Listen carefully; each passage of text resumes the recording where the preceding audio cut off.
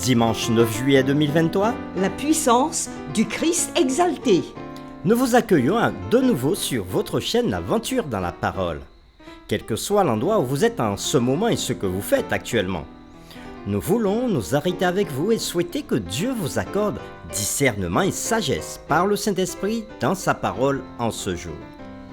Et nous vous invitons à participer avec nous en cliquant sur le pouce et en vous abonnant pour recevoir les notifications chaque jour. En laissant des commentaires sur ce que vous avez compris et appris et en partageant le lien avec vos connaissances. Le texte à mémoriser que nous vous invitons à dire avec nous se trouve dans Éphésiens chapitre 1er, le verset 19 et 20.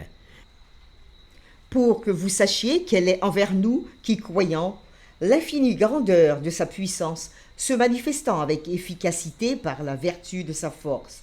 Il l'a déployé en Christ, en le ressuscitant des morts et en le faisant asseoir à sa droite dans les lieux célestes. Quel est le rôle de la prière et de l'action de grâce dans la vie des croyants? Quelle expérience que le chrétien peut-il faire par l'action du Saint-Esprit? Y a-t-il une puissance supérieure à celle de Christ? Ta puissance, ta présence dans ma vie, ton amour, ta puissance, ta présence dans ma vie, et je veux t'adorer de tout mon cœur, et je veux t'adorer. Les réflexions de cette semaine vous aideront à répondre à ces questions et aujourd'hui nous le ferons avec la séquence La prière et l'action de grâce. motivée par la nouvelle que les croyants à Éphèse prospèrent dans la foi en Jésus et dans l'amour les uns envers les autres. Nous supposons que ce sont des nouvelles que Tichite a partagées avec Paul. C'est ce que nous lisons dans Éphésiens chapitre 6, les versets 21 et 22. Afin que, vous aussi, vous sachiez ce qui me concerne, ce que je fais. Tychik, le bien-aimé frère et fidèle ministre dans le Seigneur, vous informera de tout. Je l'envoie exprès vers vous, pour que vous connaissiez notre situation et pour qu'il console vos cœurs. Donc, Paul leur rapporte à son tour la manière dont il prie pour eux. Nous vous invitons à lire les deux récits de prière de Paul dans Éphésiens chapitre 1er, versets 15 à 23 et Éphésiens chapitre 3, les versets 14 à 21. Et nous répondons à cette question. Quel thème les deux récits partagent-ils? Nous comparerons les deux récits de prière. Éphésiens chapitre 1, les versets 15 à 23.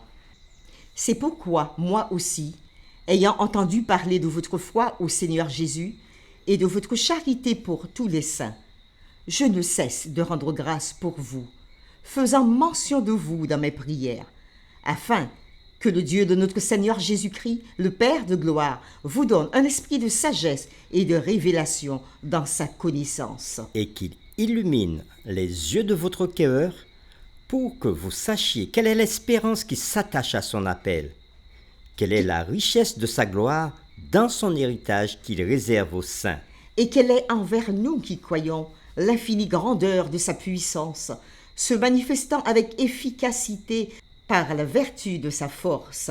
Il l'a déployé en Christ, en le ressuscitant des morts et en le faisant asseoir à sa droite, dans les lieux célestes, au-dessus de toute domination, De toute autorité, de toute puissance de toute et dignité, de tout nom qui se peut nommer, non seulement dans les siècles présents, mais encore dans le siècle à venir.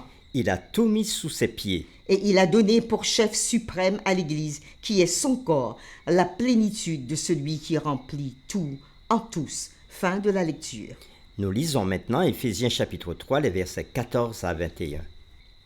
À cause de cela, je fléchis les genoux devant le Père, duquel tire son nom toute famille dans les cieux et sur la terre, Afin qu'il vous donne, selon la richesse de sa gloire, d'être puissamment fortifié par son esprit dans l'homme intérieur. en sorte que Christ habite dans vos cœurs par la foi, afin qu'étant enracinés et fondés dans l'amour, vous puissiez comprendre avec tous les saints, quelle est la largeur, la longueur la profondeur, et la hauteur, et connaître l'amour de Christ qui surpasse toute connaissance, en sorte que vous soyez remplis jusqu'à toute la plénitude de Dieu.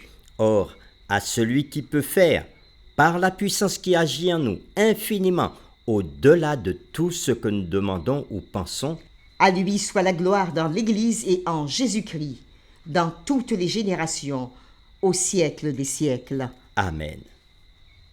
Après lecture et comparaison des deux récits que nous venons de lire, qui se trouvent dans Éphésiens chapitre 1, les versets 15 à 23, et Éphésiens chapitre 3, versets 14 à 21, nous répondons à cette question. Quel thème les deux récits partagent-ils? Le thème principal de ces deux récits est l'action de grâce, l'exaltation de Christ, la louange à Dieu par les énumérations de tous les bienfaits de Dieu pour l'humanité, pour les croyants, pour l'Église à travers Jésus-Christ. Parfois, nous prions dans un esprit de tristesse. Ça peut arriver. Ou encore, nous prions dans un esprit de défi pour un problème donné. Et souvent, nous oublions, dans toute cette prière, de louer le Seigneur pour ce qu'il a déjà fait et ce qu'il est en train de faire au travers du problème que nous rencontrons. Les récits de prière de Paul dans Éphésiens suggèrent que l'action de grâce devrait être le langage principal de la prière. Quand nous prions, nous devons rassembler les bénédictions de Dieu et le remercier pour celles-ci. Cherchant premièrement à percevoir Dieu, oui, Dieu à l'œuvre dans les circonstances difficiles que nous rencontrons ou par lesquelles nous passons ou où nous sommes passés. Cela peut être la maladie, L'injustice, l'infirmité, les emprisonnements, la persécution des incompréhensions. et encore d'autres choses. Et deuxièmement, à travers toutes ces choses, louer Dieu et continuer à le louer pour sa présence transformatrice dans nos vies. En célébrant la grâce et la puissance de Christ exalté, ce que nous trouvons dans Éphésiens chapitre 1, versets 20 à 23, et que nous avons déjà lu, remercions-le d'avoir béni ceux qui font partie de notre cercle d'influence, ceux qui nous entourent, nos amis, nos parents, ceux qui sont venus à nos secours et ceux pour qui nous venons au secours. Le secret de la prière transformatrice de Paul est le suivant. La prière est la clé de la louange et de l'action de grâce. Paul avait aussi dit qu'il ne cesse de rendre grâce pour vous, faisant mention de vous dans ses prières. C'est ce que nous lisons dans Éphésiens chapitre 1, verset 16, Philippiens 1, verset 3 et 4, 1 Thessaloniciens 1, verset 2 et 1 Thessaloniciens 5, verset 16 à 18. Nous pouvons lire Philippiens chapitre 1er, les versets 3 à 5. Je rends grâce à mon Dieu de tout le souvenir que je garde de vous, ne cessant dans toutes mes prières pour vous tous de manifester ma joie au sujet de la part que vous prenez à l'Évangile depuis le premier jour jusqu'à maintenant.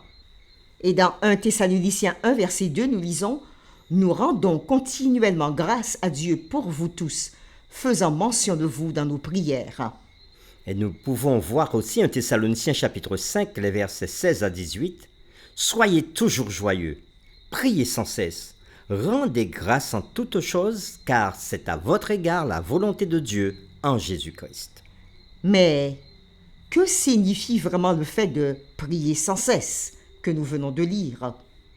Cela ne peut pas signifier que nous soyons toujours agenouillés devant Dieu dans la prière. Cela voudrait dire que, bénis par l'Esprit de Dieu, nous avançons dans la vie avec les cœurs ouverts à la présence et à la puissance de Dieu, cherchant des indices pour lui rendre grâce. Cela implique une volonté, premièrement, à faire face aux questions de la vie en présence de Dieu.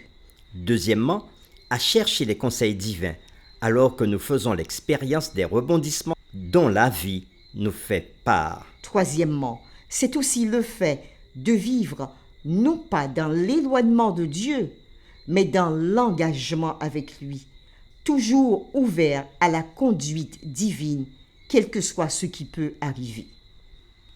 Prier sans cesse, que signifie cela? Nous considérons trop souvent la prière comme un acte de gentillesse, un complément au discipulat qui doit être exercé quand cela nous convient. Paul illustre un point de vue différent. Paul prend au sérieux la tâche de prier pour les croyants à Éphèse, à la fois en rendant grâce pour eux et en intercédant aussi pour eux.